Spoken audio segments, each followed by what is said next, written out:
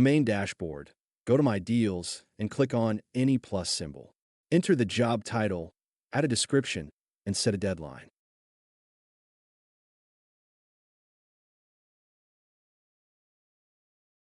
You can assign team members directly, work in a team, or set a supervisor.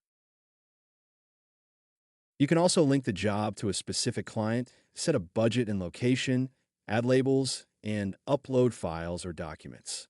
When finished, click Add to validate.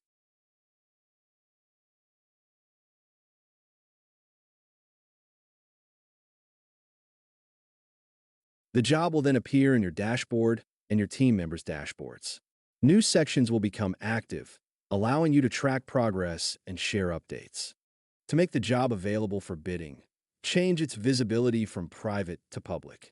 Other suppliers can now view your tender and place bids.